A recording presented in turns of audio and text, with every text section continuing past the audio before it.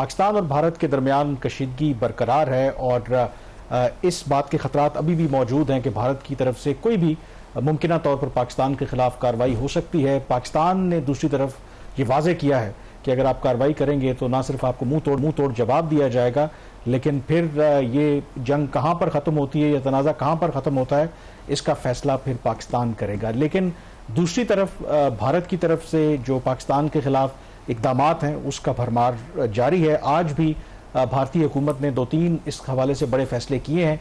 वैसे तो पाकिस्तान और भारत के दरमियान तिजारत ना होने के बराबर है, लेकिन बराह रास्त तिजारत के अलावा दोनों मुल्कों के दरमियान तीसरे मुल्कों के जरिए तिजारत हो रही थी और अब भारत ने यह फैसला किया है कि हर तरह की तिजारत पाकिस्तान के साथ इमीडिएटली बंद कर दी जाएगी। इसी तरह से पाकिस्तान के जो माल भरदार जहाज़ हैं उनको भारत की किसी बंदरगाह के ऊपर लंगर अंदाज होने की इजाज़त नहीं दी जाएगी और ना ही भारत का कोई जहाज़ पाकिस्तान की बंदरगाह के ऊपर आएगा। इसके अलावा भी बहुत से फैसले उन्होंने लिए हैं, लेकिन स्टार्ट में शहबाज बात करना चाहेंगे कि जो थ्रेट है अभी भी कि भारत की तरफ से मुमकिन तौर पर कार्रवाई हो सकती है, क्योंकि जितना हाइप भारत और भारतीय हुकूमत ने वहाँ पर क्रिएट किया है, कोई ना कोई फेस सेविंग उन्हें तो चाहिए।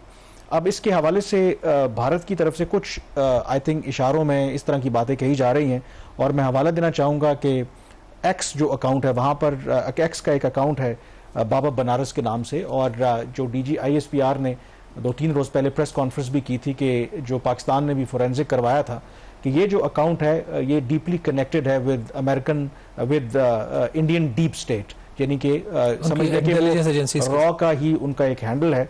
और माजी में पाकिस्तान में जब भी दहशतगर्दी के बड़े वाक़यात हुए, कराची में हमला हो चाइनीज़ के ऊपर, जाफर एक्सप्रेस वाला वाक़या हो, मियाँ वाली के एयरबेस के ऊपर मुमकिन तौर पर कोई हमले की कार्रवाई हो, उसकी तमाम जो इंफॉर्मेशन है बिफोर हैंड इस अकाउंट से दी गई थी। और आज चंद घंटे पहले इसी अकाउंट से एक ट्वीट किया गया है, द रेन विल स्टार्ट सून, और मिसाइल वगैरह बने हुए हैं। तो कुछ लोग उसको इंटरप्रेट कर रहे हैं गिवन इस अकाउंट की हिस्ट्री कि शायद मुमकिन तौर पर बहुत जल्द भारत की तरफ से कार्रवाई हो सकती है। कामरान, देखिए, इस चीज़ को बिल्कुल भी रूल आउट नहीं किया जा सकता कि भारत कोई कार्रवाई नहीं करेगा, और ख़ास तौर पर ये बात जब अमेरिकन की तरफ से भी कुछ इंटरव्यूज़ आए और उसमें भी एक लिमिटेड इनडायरेक्टली और इम्प्लिसिटली बात की, लिमिटेड कोई जो है इंडिया ऑप्शन इस्तेमाल कर सकता है जिससे ब्रॉडर रीजनल कॉन्फ्लिक्ट जो है वो पैदा ना हो।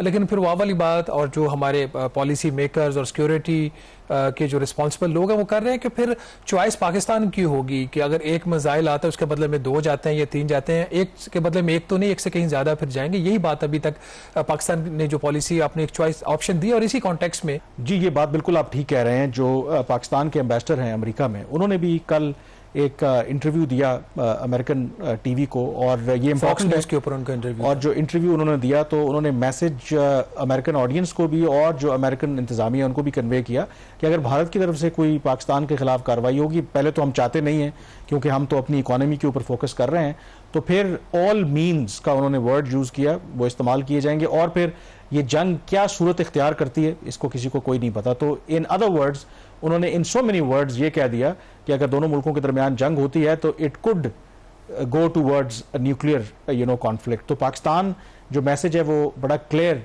दे रहा है अमेरिका को भी, इंटरनेशनल कम्युनिटी को भी। और कल भी जैसे हम जिक्र कर रहे थे कि अमेरिका की भी यही असेसमेंट है कि इशू ये नहीं है कि भारत कार्रवाई करेगा या नहीं करेगा, इशू ये है कि जो पाकिस्तान जब जवाब देगा तो फिर बात कहां पे आके रोकेगी। अदरवाइज अगर पाकिस्तान की तरफ से कोई डिसाइसिव जवाब ना आता तो शायद अभी तक भारत कोई कार्रवाई कर चुका होता। देखिए कामरान, अनलाइक 2019 जब पाकिस्तान का जो उसके ऊपर पॉलिसी स्टांस था, भारत ने जब वो सारी कार्रवाई की थी, हमने हालांकि उनके 2 जहाज भी उनके गिराए, वो सारी चीज़ अपनी जगह पे, वो इतना स्ट्रांग नहीं था जो कि 2025 में। ये एक बहुत ही एक वाज़े डिफरेंस है 2019 के मुकाबले में। यही वजह है कि आपने देखा कि इंडियंस जो अभी तक जो उनके कुछ इकदाम वो ले रहे हैं, वो उनको सपोर्ट, जैसे हमने कल भी बात की थी, इंटरनेशनल प्रेस से उनको सपोर्ट नहीं मिली, उनको फॉरेन जो गवर्नमेंट्स हैं उनसे सपोर्ट नहीं मिली।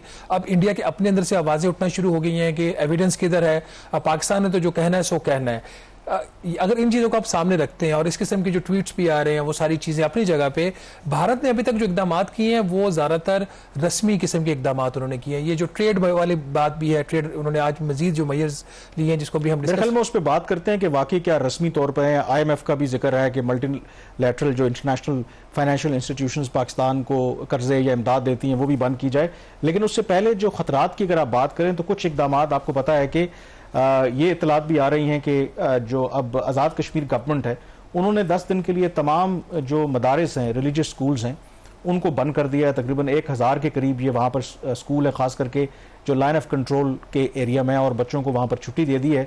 खदशा क्योंकि आपको पता है ये है कि भारत ने कोई कार्रवाई तो करनी है और लाइन ऑफ कंट्रोल के ऊपर खुदा ना खास्ता इस तरह के किसी जो मदरसे के ऊपर वो कार्रवाई करके दुनिया को ये बताने की कोशिश करेंगे कि ये खुदा ना खास्ता कोई दहशतगर्दी का कैंप है, ये लॉन्च पैड है।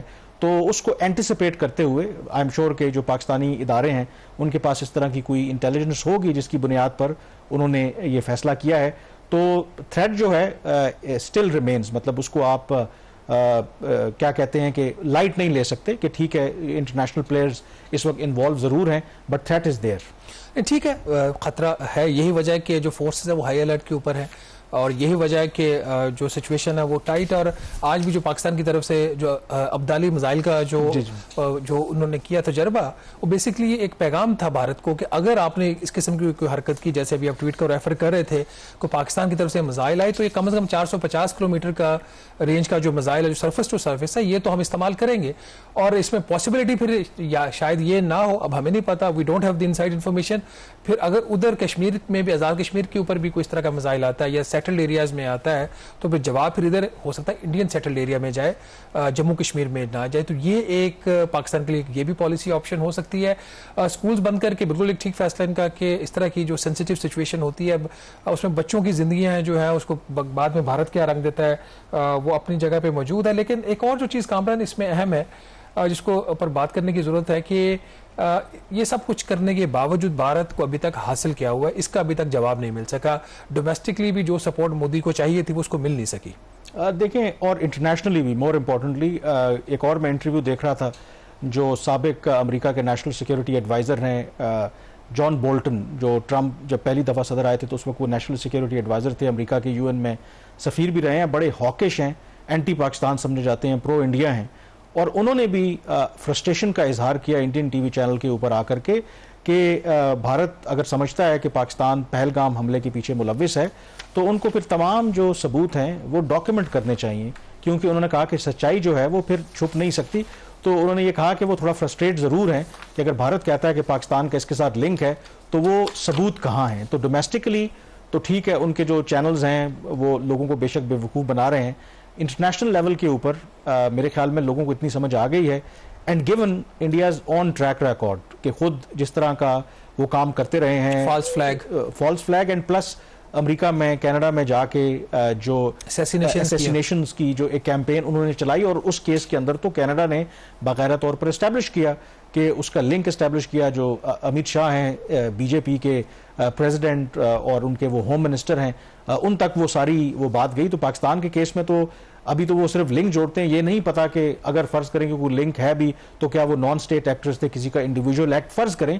यहाँ पर तो क्लियर कट एक एविडेंस मौजूद है कि इंडिया बतौर रियासत इन सारे मामलात में इन्वॉल्व है। अब जो दूसरा आई थिंक बात करना यहाँ पे ज़रूरी है, और उसके लिए आप तो कह रहे थे कि शायद एक रस्मी ये कार्रवाई हो सकती है। इंडस वाटर ट्रीटी के ऊपर हम ऑब्वियसली पहले बात कर चुके हैं, बट मुझे लगता है कि भारत पहलगाम हमले को इस्तेमाल करते हुए, ठीक है कोई फौजी कार्रवाई करते हैं नहीं करते, वो अगर करेंगे भी तो वो एक शॉर्ट टर्म उनका ऑब्जेक्टिव होगा।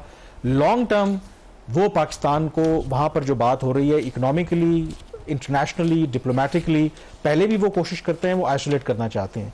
और एक इशू जिसके ऊपर वो टारगेट कर रहे हैं कि जी पाकिस्तान इस वक्त मुआशी तौर पर बड़ा कमज़ोर है, जैसे कि हम IMF के प्रोग्राम में हैं, और ये खबर भी न्यू दिल्ली से आई है, रॉयटर्स ने इसे रिपोर्ट किया है कि भारत अब ये लॉबिंग कर रहा है कि IMF पाकिस्तान के साथ जो उसका प्रोग्राम है उसको ख़त्म करे, बाकी जो इंटरनेशनल फाइनेंशियल इंस्टीट्यूशंस हैं वो भी नजरसानी करें।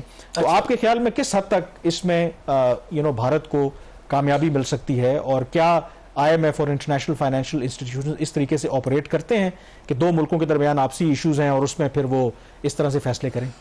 देखिए कामरान, सबसे पहले खबर ये मैंने ही दी थी और एक्सप्रेस ट्रिब्यून में ये खबर छपी, तो उसके बाद भारतीय मीडिया ने भी रिपोर्ट किया इसको और रॉयटर्स ने भी फिर इंडियन जो वहाँ पे उनके जो ऑफिशियल्स थे उनके बात करके खबर दी।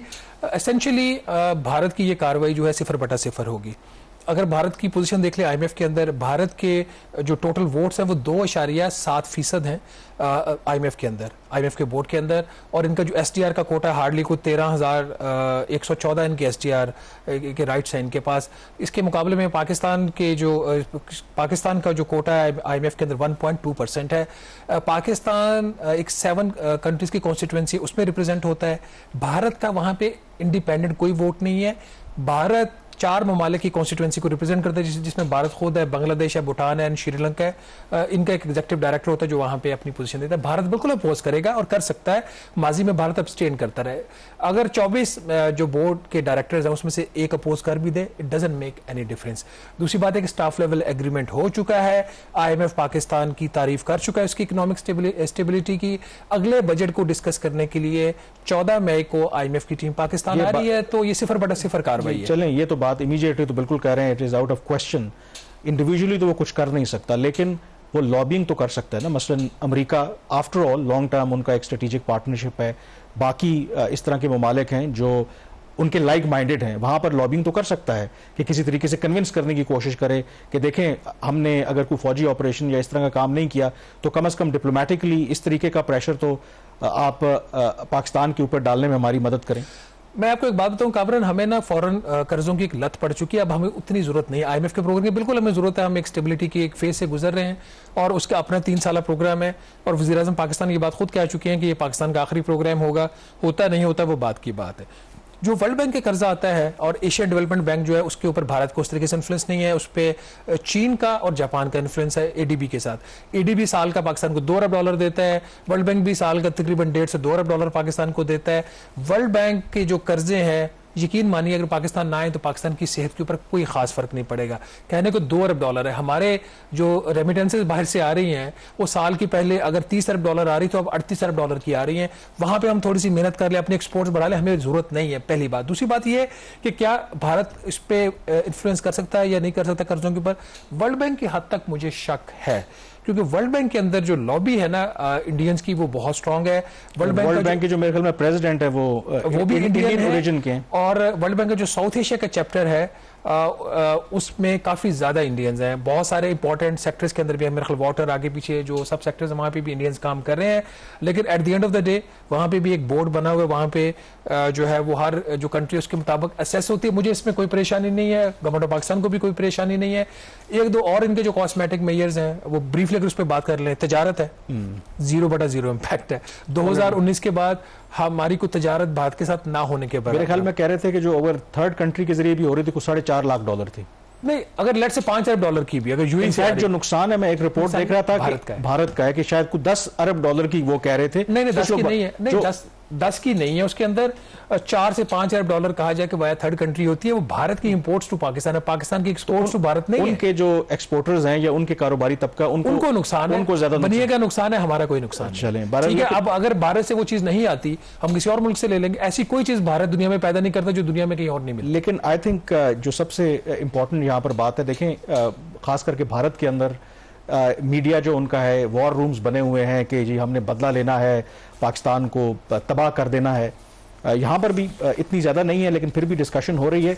देखें जंग की बात करना बड़ा आसान है, अगर खुदा ना खास्ता जंग होती है तो जो उसका नुकसान है, हमने देखा है जो दुनिया में जंगें हुई हैं कि बाद में लोगों ने सिर्फ रिग्रेट और अफसोस ही किया है कि काश हम वो रास्ता ना अपनाते। तो ये अफसोस का मकाम है कि जब 2 मुल्कों के दरमियान हमेशा से कशीदगी जब हुई तो जो कैजुअल्टी है वो आम लोग बनते हैं। और इस सारे क्राइसिस के अंदर हमने ये देखा कि जो आम लोग वो मुतासर हो रहे हैं, क्योंकि सबसे पहले भारत ने जो जितने पाकिस्तानियों को उन्होंने वीज़े दिए थे कैंसिल किए।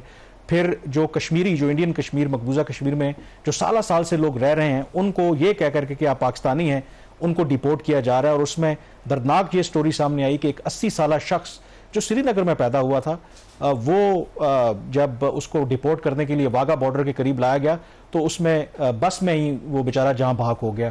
इसी तरह से एक और पाकिस्तानी खातून जिसकी शादी एक इंडियन शहरी से हुई थी, उसका बेटा भी था, वो अपने शौहर को और अपने छोटे बेटे को छोड़ करके पाकिस्तान उसको मजबूरन वापस आना पड़ा। कब उनकी रीयूनिफिकेशन होती है, नोबडी नोज। इसी तरह से कई ऐसे लोग जो इलाज की गर्ज से पाकिस्तानी इंडिया में मौजूद थे, उनको वहां से भी निकाल दिया गया। तो आम लोग जो हैं वो सफर कर रहे हैं। तो लेट्स होप कि सैनिटी प्रिवेल। जहां पे ब्रेक लेंगे, ब्रेक के बाद जिक्र करेंगे, क्योंकि जल्द ही पाकिस्तान में जो बजट भी पेश होना है, जो टैक्स के अहदाफ जो अगले माली साल में पाकिस्तान का क्या हो सकता है, उसके हवाले से कुछ तफसीलात है। ब्रेक के बाद उस पर बात करेंगे।